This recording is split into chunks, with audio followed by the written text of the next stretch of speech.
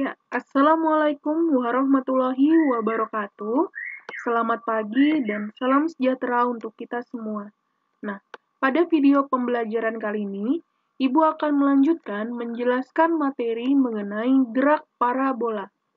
Minggu lalu, Ibu telah memberikan dua video ilustrasi yang berkaitan dengan gerak parabola. Kemudian, Ibu meminta kalian untuk menyimpulkan dari ilustrasi tersebut.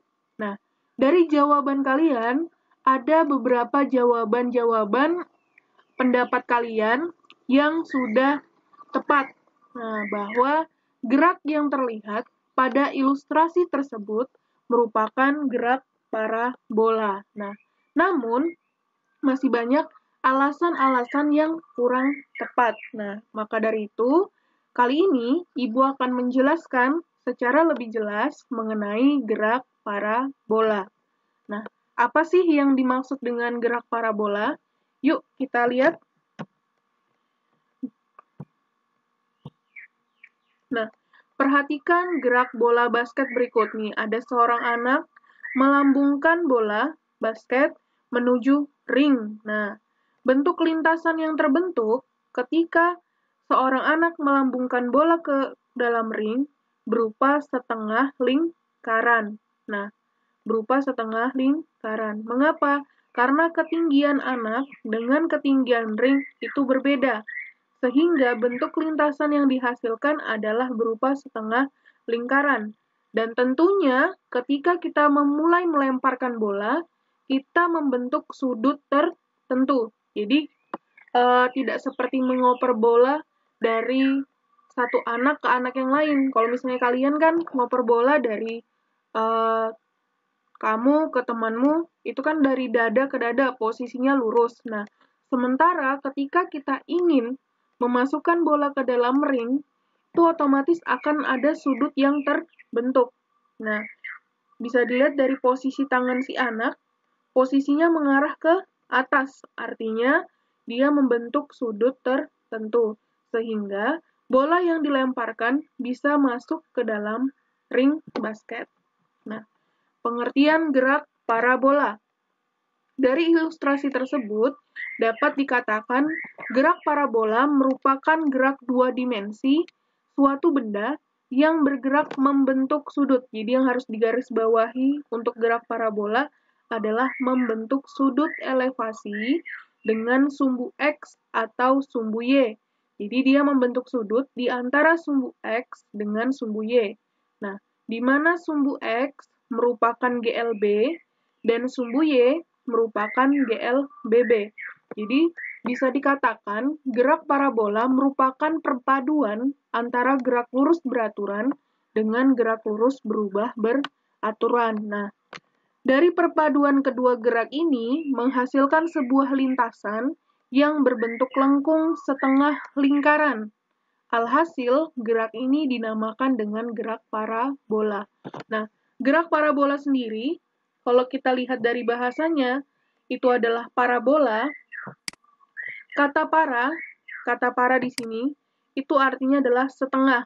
Nah, bola kita asumsikan dengan lingkaran, sehingga parabola bisa juga diartikan sebagai setengah lingkaran. Sehingga gerak parabola atau gerak yang lintasannya berupa setengah lingkaran. Nah, ada juga yang menyebutkan bahasa lain dari gerak parabola dengan gerak peluru.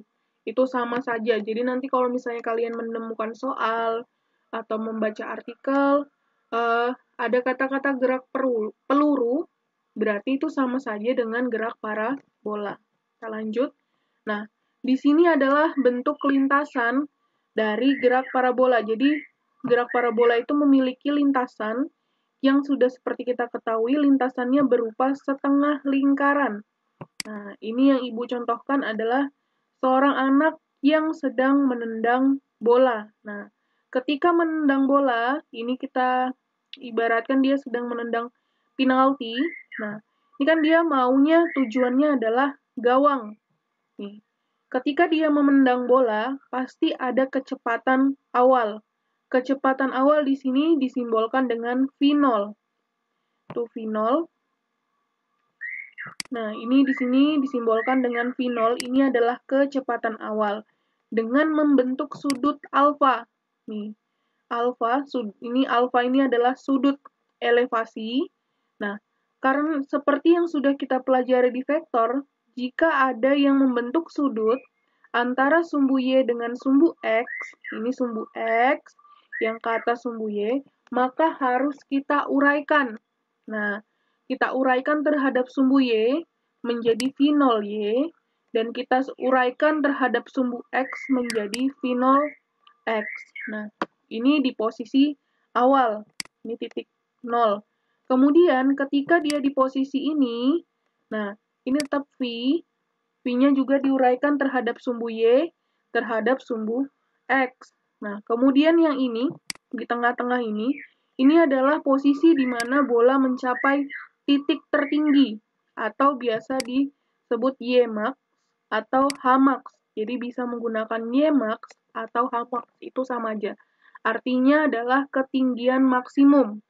Nah, ketinggian maksimum syaratnya yaitu di sini ada Vx. Nah, untuk kecepatan pada sumbu X itu tetap berlaku GLB. Namun, untuk kecepatan pada sumbu Y atau Vy itu nilainya 0. Nah, kecepatan pada sumbunya adalah nilainya 0. Sehingga bisa dikatakan bahwa syarat untuk benda mencapai ketinggian tertinggi atau titik tertinggi, syaratnya adalah kecepatan pada sumbu Y nilainya harus sama dengan 0. Kemudian dia turun, ketika turun, kembali lagi ada VY, namun arahnya dia ke bawah, jadi berlawanan arah dengan yang pertama, karena dia menuju ke bawah. Ada Vx-nya tetap ada, kemudian sampai di sini. Nah, ketika dia sampai di tanah, kita anggap ini tanah, masuk di dalam gawang, ini adalah jarak terjauhnya. Nah, jadi dari 0 sampai dia mencapai tanah, itu adalah jarak terjauh, atau biasa disebut X-max atau X-max. Nah, pengertiannya bisa jarak terjauh atau jangkauan terjauh. Nih, jadi ini adalah bentuk lintasan dari gerak parabola berupa setengah lingkaran, di mana di setiap titik, kecuali di titik tertinggi, dia tetap mempunyai kecepatan pada sumbu Y dan kecepatan pada sumbu X. Gitu. Nah, ini kalau misalnya digambarkan bentuk lintasannya kan, tadi Ibu bilang ada V0 membentuk sudut alfa, seperti rumus yang ada di bab vektor pada semester 1. Nah, kalau dia diuraikan terhadap sumbu Y, rumusnya menjadi V0Y sama dengan V0 dikali sin alfa. Nih, untuk yang di sumbu Y. Kemudian untuk yang di sumbu X, dia jadi V0X. Rumusnya V0 dikali cos alfa. Nah, kemudian di titik tertinggi atau Y-max, ini dia Vx-nya tetap V0 dikali cos alfa, tapi untuk Vy-nya nilainya adalah 0. Nah, ini adalah rangkuman semuanya beserta dengan rumus-rumus yang digunakan. Nah, nih, rumus-rumus gerak parabola. Nah, yang pertama adalah komponen sumbu komponen sumbu X. Nah, pada sumbu X, pada gerak parabola, itu berlaku GLB. Nah, GLB-nya berlaku, jadi sehingga rumusnya untuk kecepatan pada sumbu X, V0X sama dengan V0 dikali cos alfa. Tuh, keterangannya ada di sini ya. Nanti filenya ini Bu kasih, nanti kalian bisa baca sendiri nih. Kemudian komponen pada sumbu Y, itu yang berlaku adalah GLBB. Jadi kalau sumbu X itu GLB, sedangkan pada sumbu Y itu adalah GLBB. Nah, untuk mencari berapa kecepatannya rumusnya ini, V0Y sama dengan V0 sin alfa. Jadi nanti kalau misalnya kalian ada soal untuk diterapkan ke soal-soal tersebut, itu menggunakan GLB sama GLBB. Hanya saja paling diganti dengan simbol-simbolnya. Nah, ini adalah menentukan waktu untuk ketinggian maksimum. Nah, kalau kita digambarkan tadi kan seperti ini ya, gerak parabola. Kemudian di tengah ini adalah ketinggian maksimum. Nah, ketika mencapai ketinggian maksimum, pasti ada waktu yang diperlukan. Untuk menghitung berapa waktu yang diperlukan, itu adalah TP. Nah, waktu yang dibutuhkan adalah TP. TP atau tinggi waktu mencapai titik puncak. Nah, waktu untuk mencapai titik puncak. Rumusnya, penurunan rumusnya dari sini, tapi yang kalian gunakan langsung rumus yang ini. TP sama dengan V0 dikali sin alfa dibagi G. G adalah percepatan gravitasi.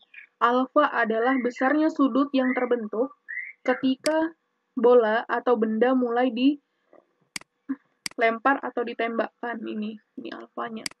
Bisa 30 derajat, 45 derajat, 60 derajat tergantung dari soalnya. Jadi untuk menghitung waktunya, kalian tinggal menggunakan rumus yang di bawah ini. Nah, yang di atas ini adalah proses penurunan rumus sehingga didapatkan rumus ini. Kemudian menentukan waktu untuk kembali ke posisi atau ketinggian semula. Jadi bedanya dengan yang tadi, kalau yang sebelumnya itu adalah waktu yang diperlukan untuk mencapai tinggi maksimum di sini. Nah, sedangkan kalau yang ini kembali ke posisi semula atau ketinggian semula, itu artinya kan awalnya dia di sini. Nah, kita mau hitung waktunya sampai di sini. Nah, berarti kan dia kembali ke ketinggian awalnya, posisinya 0. Berarti kalau misalnya di sini T, setengahnya kan, kalau titik puncak kan berarti setengahnya. Berarti kalau kita mau sampai ke sini, berarti kan T lagi. Nah, jadi kalau misalnya mencari ini, TT atau waktu mencapai jarak maksimum itu adalah 2 kali TP. Ini TP, ini TP. Berarti 2 kali TP sama dengan 2 dikali V0 dikali sin alfa dibagi G. Gitu. Nah, yang ini adalah menentukan ketinggian maksimum. Ketinggian maksimum tadi sudah Ibu jelaskan, posisinya yang di sini ya. Nah, ini ketinggian maksimum atau Hmax. Nah, di sini Ibu menggunakan Hmax. Jadi untuk Hmax sama dengan V0 kuadrat sin alfa kuadrat per 2G. Ini untuk menentukan ketinggian maksimum. Nih, jadi untuk menentukan nilai ketinggian maksimum, rumusnya V0 kuadrat sin alfa kuadrat per 2G. Kemudian lanjut, ini adalah menentukan jangkauan maksimum. Nah, jangkauan maksimum itu ini. Nah, di sini. Jadi jarak yang ditempuh benda sampai ke tanah. Nah, bisa dikatakan seperti itu adalah jangkauan maksimum. Nah, untuk menghitung besarnya jangkauan maksimum atau Xmax, rumusnya 2 dikali V0. Jadi untuk menghitung Xmax, rumusnya 2 dikali V0 dikali sin alfa dikali cos alfa per G. Jadi untuk menghitung Xmax, rumusnya ini. Nah, kemudian selanjutnya adalah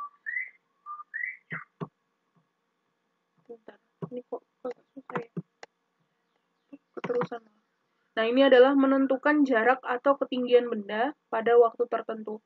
Nah, untuk ini maksudnya adalah untuk menentukan berapa nilai X ketika waktu tertentu. Misalnya, jaraknya di sini berapa, jaraknya di sini berapa, jaraknya di sini berapa, atau ketinggian ketika di sini berapa, ketinggian di sini berapa, ketinggian di sini berapa, atau ketinggian di sini berapa.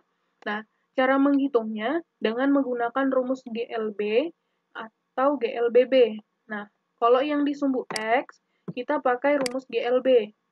Nah, pakai rumus GLB berarti X sama dengan Vx dikali T. Ini rumusnya.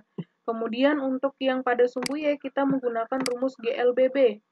Nah, berarti rumus GLBB sama dengan V0Y dikali T dikurang setengah GT kuadrat.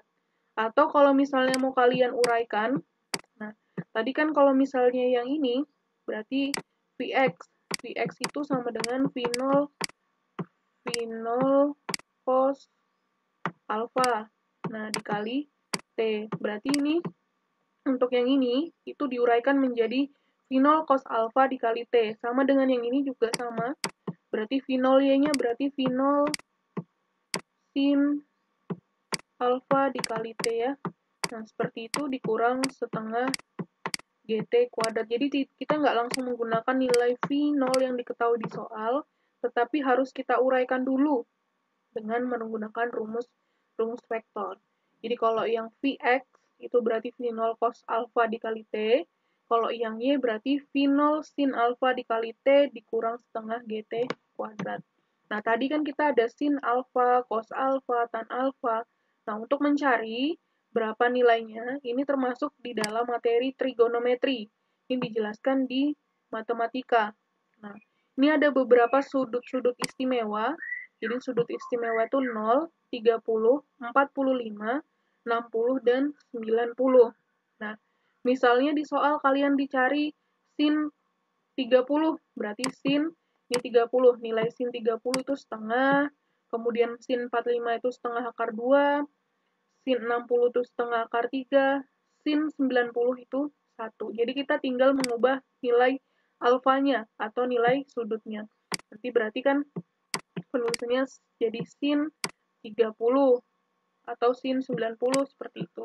Kemudian untuk cos, berarti cos 0 derajat itu nilainya 1, cos 30 nilainya setengah akar 3, dan seterusnya. Nah, untuk yang tan alfa, ini adalah sebagai tambahan. Ini jarang digunakan untuk menghitung. Hanya saja nanti ketika kita diminta untuk menghitung berapa sudutnya, itu kita menggunakan rumus tan alfa. Nah, sekian penjelasan dari Ibu tentang materi gerak parabola. Nanti minggu depan, Ibu akan memberikan beberapa contoh soal terkait dengan gerak parabola. Mohon maaf sebelumnya jika Ibu menjelaskan terlalu cepat atau kalian tidak paham karena keterbatasan waktu. Sekian dari Ibu. Wassalamualaikum warahmatullahi wabarakatuh.